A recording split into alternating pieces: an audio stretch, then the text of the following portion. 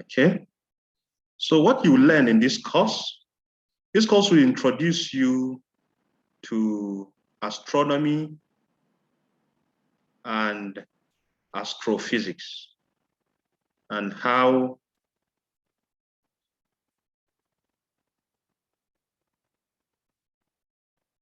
astronomy works. And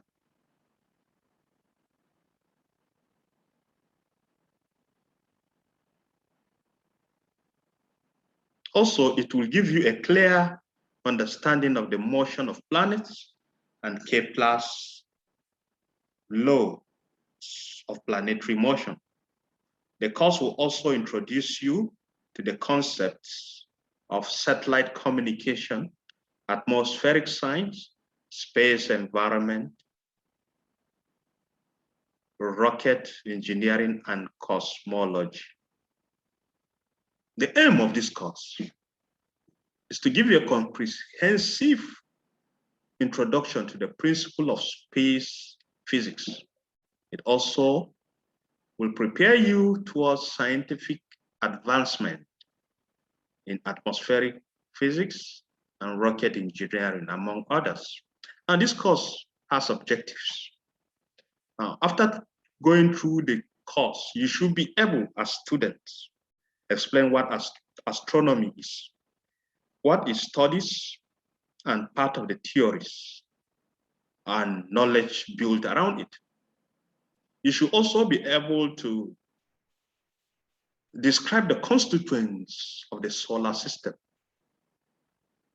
You should also be able to state the Kepler's laws of planetary motion, list the fundamentals of satellite communication, list the basic characteristic of satellites, and also list the advantages of satellite communication.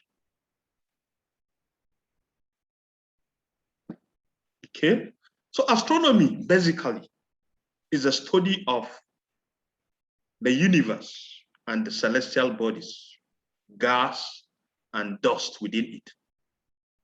Okay, astronomy includes observations and theories about the solar system, the stars, the galaxies, and the general structure of space. So astronomy also includes cosmology, the study of the universe and its past and the future. People who study astronomy are called astronomers. Okay, now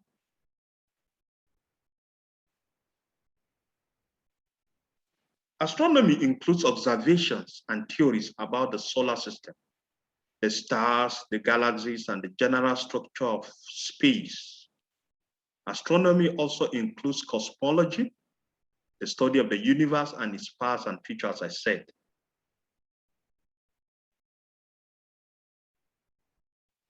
The general breakthroughs of the 20th century, that's under the history of astronomy, were the development of space physics, scientists to observe the universe from outside the distorting effects of the Earth's atmosphere, and the development of new sensors capable of detecting other forms of energy our eyes cannot see. Examples are X-rays, gamma rays, infrared or heat energy, and radio waves.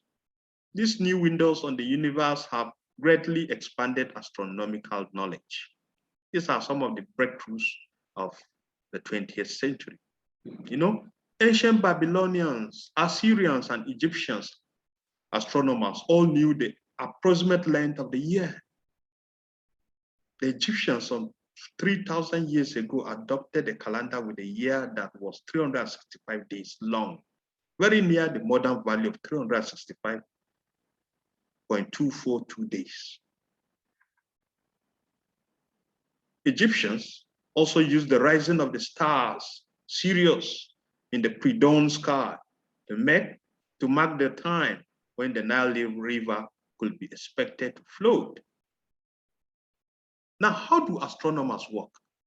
One, professional astronomers usually have access to power telescopes, detectors, and computers. Most work in astronomy includes three parts or phases. Now, astronomers first observe astronomical objects by guiding telescopes. So you know telescope? You'll be able to use it to view the sky, and instruments collect the appropriate information. Astronomers then analyze the images and the data. After the analysis, they compare their results with existing theories to determine whether their observations match with what theories predict, or whether the theories can be improved. Okay, some astronomers work solely on observation and analysis, and some work solely on developing new theories. Okay, so types of astronomy.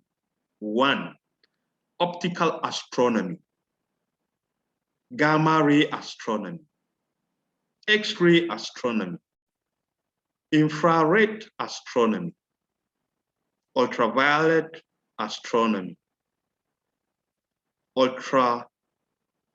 radio astronomy, visible light astronomy, cosmic ray astronomy, gravitational wave astronomy, and neutrino astronomy. All of this in the course material, you will notice the explanation. I want you to go and read them one by one, and you see the differences and what they actually mean.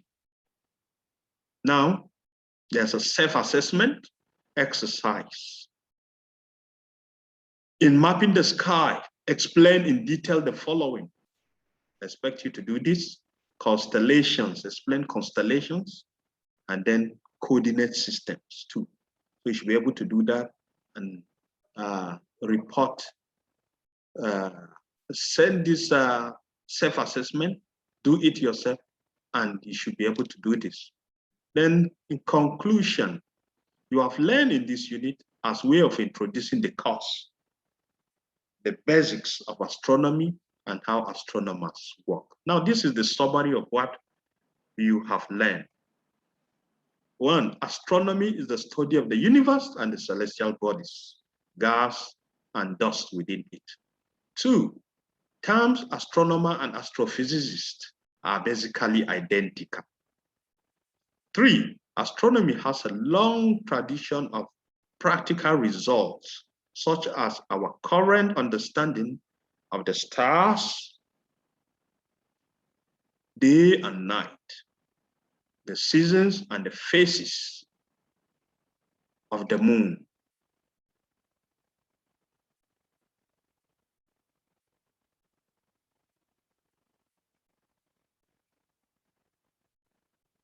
So let's look at the unit 2, the solar system.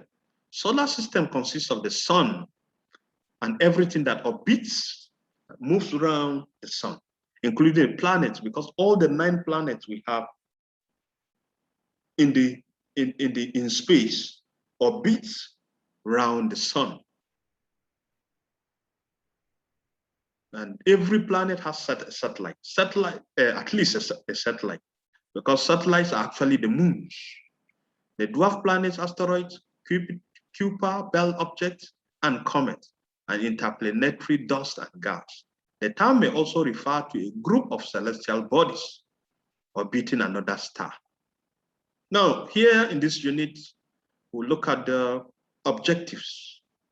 Objectives of this unit is, at the end of this unit, the reader should be able to explain, that you students should be able to explain the composition of the solar system. You should be able to differentiate between comets and asteroids.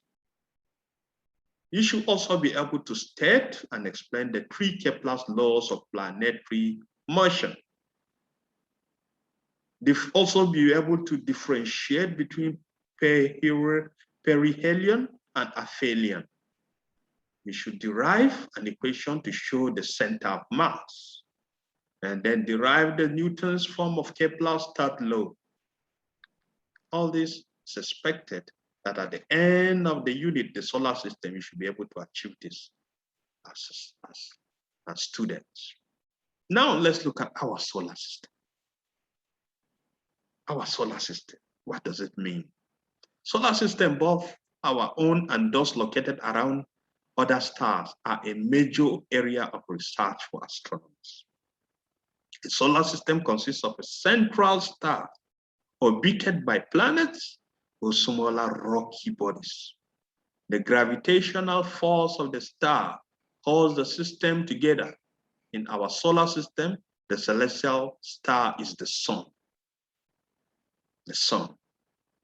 Now, it holds all the planets, including the Earth, in their orbits and provides light and energy necessary for life. Our solar system is just one of many. Astronomers are just beginning to be able to study other solar systems. Planets and their satellites. As I said earlier, that the Earth has the moon as its satellite. So also other planets like Mercury, Venus, Mars, Jupiter, Saturn, and other planets I will list later. Some have more than one satellite, more than one moon.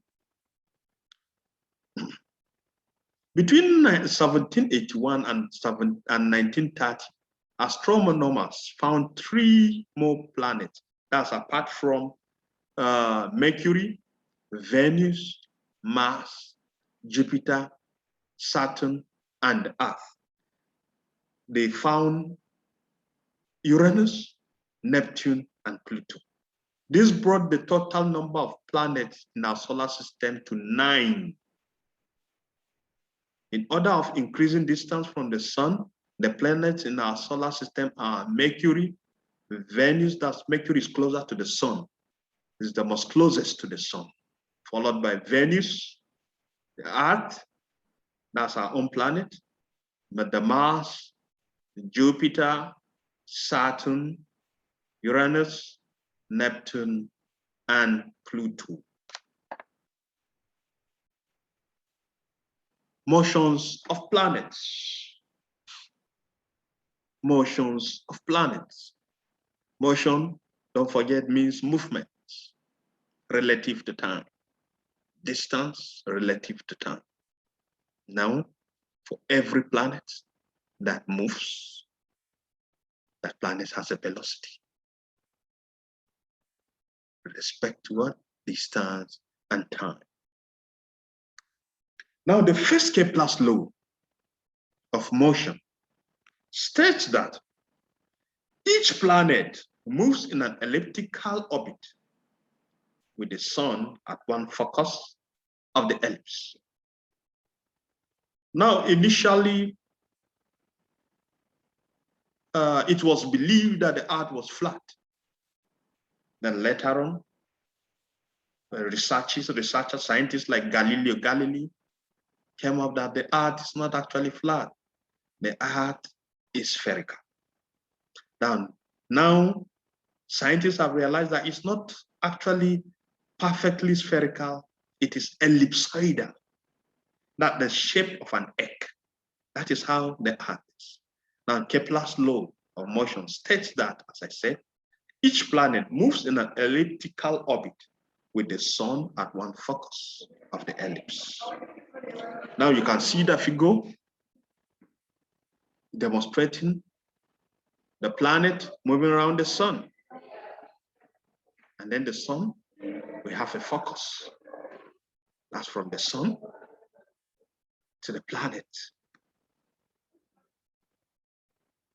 The second law states that the line from the sun to a given planet sweeps out equal distance at equal times. The Kepler's second law is a direct consequence of the conservation of, okay?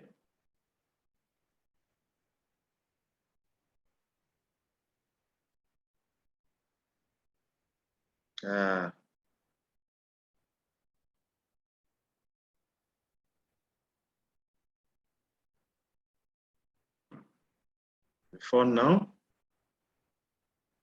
okay? So sorry, the network just went off. Thank God I'm back. I said the second law is a direct consequence of the conservation of angular momentum. Remember that angular momentum is defined as angular momentum is equal to R times P, where P is the momentum, the linear momentum. So R times, which is R times mv. mv, that's mass, and v is velocity. Mass in kilogram, and velocity is in what? Meter per second. Kepler's second law is also called the laws of areas. It's also called the law of areas. There are terms like perihelion, as I mentioned before, is defined as a point nearest to the sun in the orbit of a planet. And at the perihelion, the planet is fastest. Then another point, aphelion, is a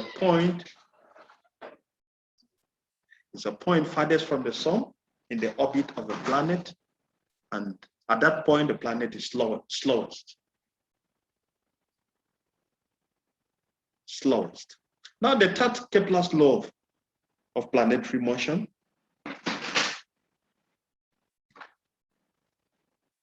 states that the square of the orbital periods of the planet is proportional to the cube of the major axis.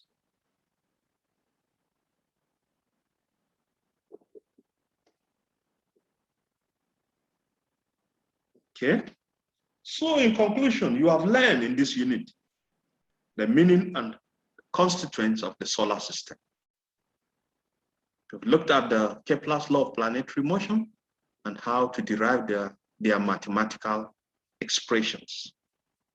So in summary, you have learned that the solar system consists of a central star orbited by planets or smaller rocky bodies. 2, you have also learned that in our solar system, the central star is the sun.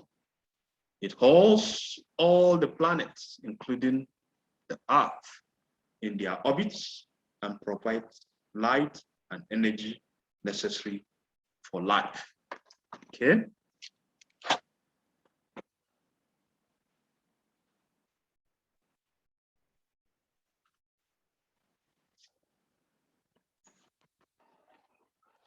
Okay.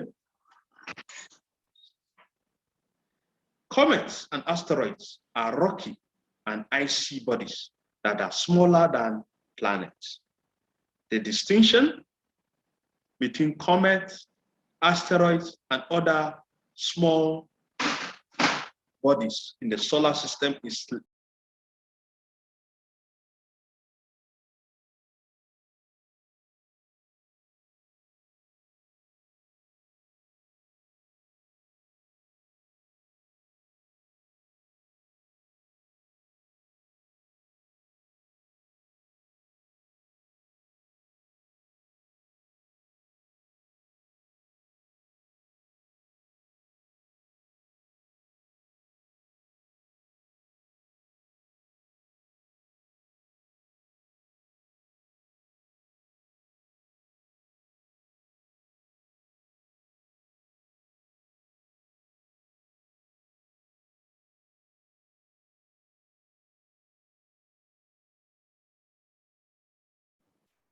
okay.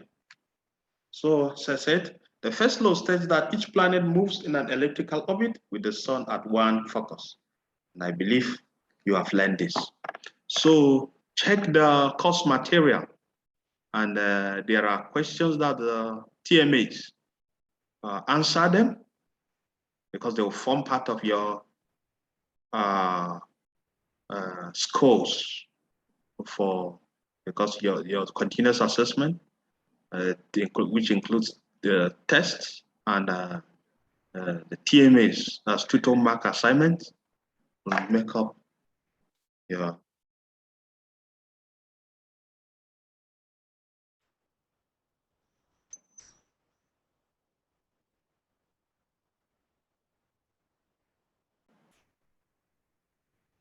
Okay. So sorry for that. As I said, for today, which is our first live online facilitation, I want you to go through what we've learned, read the materials, and there will be a time for question and answers. And then we'll go through